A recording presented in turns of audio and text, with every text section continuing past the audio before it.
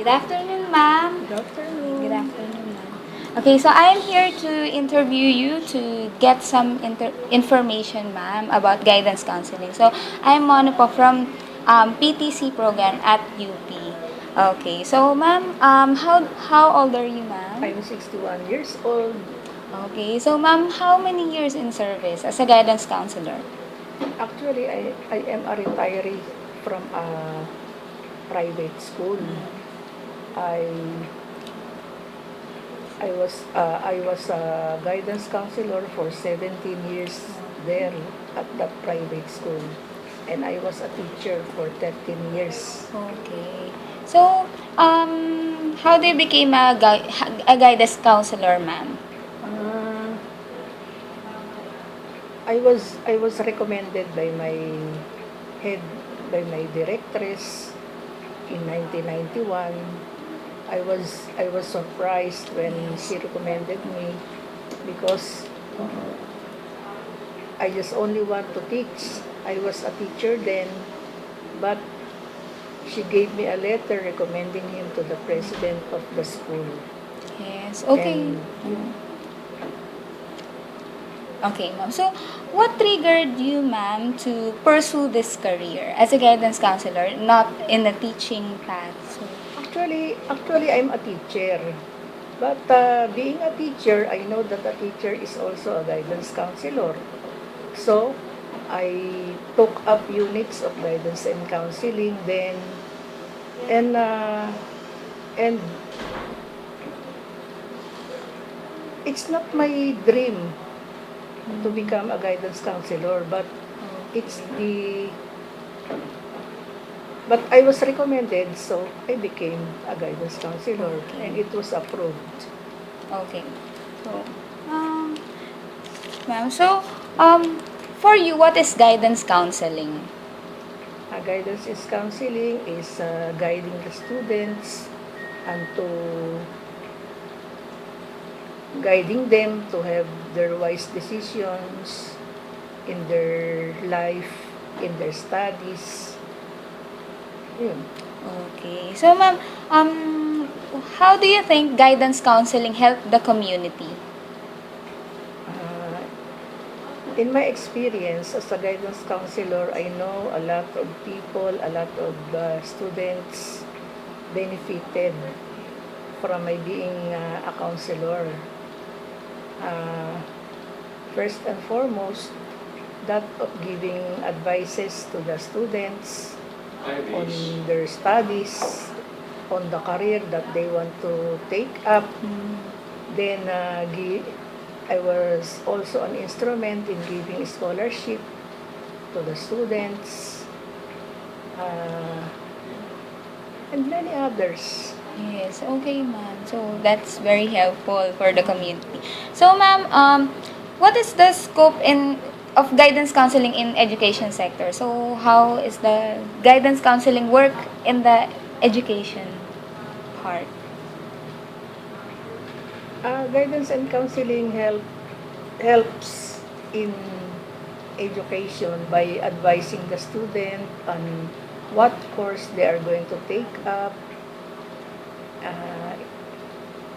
take up in college. Their interests are being tested. So the students know their aptitude and the interest uh, the interest that they want to take up in college. Okay, ma'am. So, um, what are the limitations of guidance counseling in education? So, what can you give, and what are the things that you cannot give to the students? Limitations on what to give and not.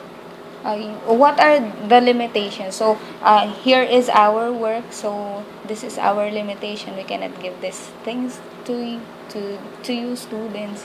So, what are the limitations of the guidance counseling?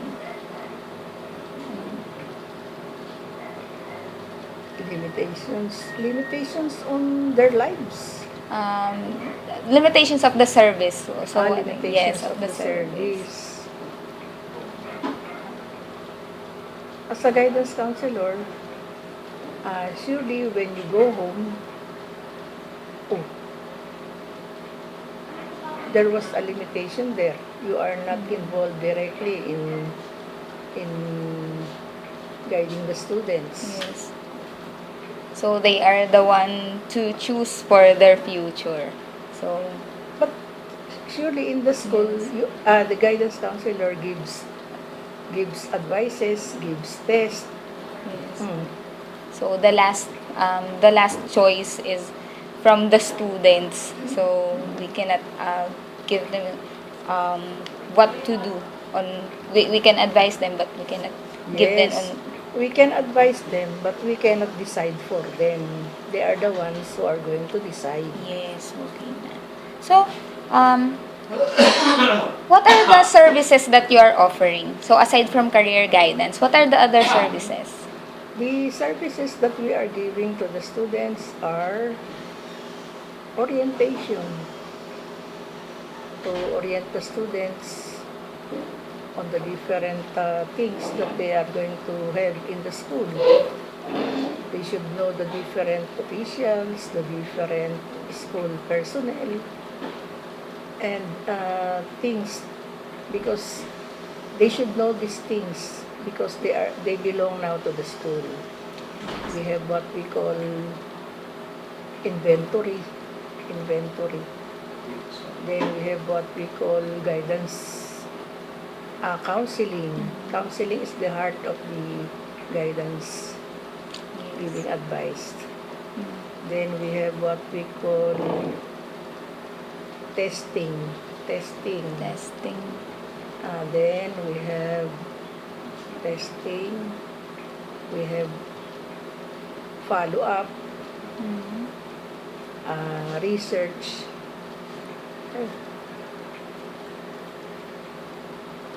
And other services given to the guidance counselor by the head of the Yes. school. So those are the different services offered by the guidance office, and many other tasks given by the head of the office. Whatever those tasks are, the guidance counselor should do that. Should do this. Yeah, so there are a lot of services that the Yes. guidance office offer, especially to the students. So, how is guidance counseling in high school, ma'am, differs from the guidance counseling in college? So, what are the difference between the students like that? Now that I am in college, it is easier here in college because they are already in college. They have chosen already their courses, and they are more responsible now than when they were in high school. In high school, since they were still teens, the guidance counselor needs to give or exert more efforts in guiding the students Yes. together with their teachers and their parents. Okay. So it is a lot easier. Okay. So, ma'am, what are the common problems that emerges with the high school students and with the college students? So, high school students first, ma'am. In high school, uh, more often the students are involved in quarreling, especially the pasaway of Yes. quarreling. So the guidance counselor, when I was in high school, I became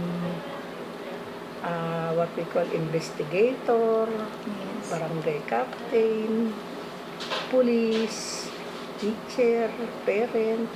There are a lot of roles Yes. when I was in high school. But during this time that I'm here in college, it's not as hard as before in high Yes. school. Okay. Because students now are more responsible Yes. of themselves. They're already in college. Yes. Because they are nearly in adulthood.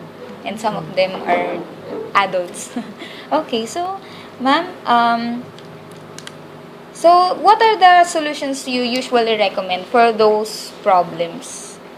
For example, in high school, so what are the solutions what are you telling them, what you are always Uh, advising them? Most often, particularly when they are quarreling, uh, surely I told them uh, not to harbor anger, not to harbor bitterness in Yes. their lives.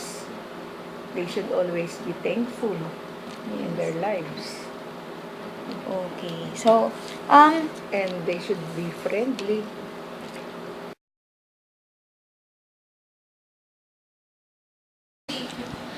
okay, ma'am. So, what are the ethics that a guidance counselor needs to comply with? Actually, a guidance counselor should be a person who is walking, just like what Pinoy is saying, daang matuwid. A person who is God-fearing. It means that a person does not involve himself or herself in vices and many and bad things. Yes. So, must be righteous and A a person, role yes, model. a guidance counselor should be righteous, a role model, a parent, a friend, Okay. all around, Yes, okay. a teacher. Yes, a teacher also. Okay, so ma'am, what can you say about those people who wanted to pursue guidance counseling as a career? They should pursue. They should uh, they should try to pursue their studies Yes. because when I became a guidance counselor, I when I was a teacher, I was only inside the classroom. But Yes. when I became a guidance counselor, I know I became of service to the community. I became of service to the people around me, and especially to God. Yes. Okay, ma'am. So, I think you're a very good guidance counselor, ma'am. So, okay, ma'am. So, any words of wisdom for... Uh, a person should not harbor bitterness in himself or herself.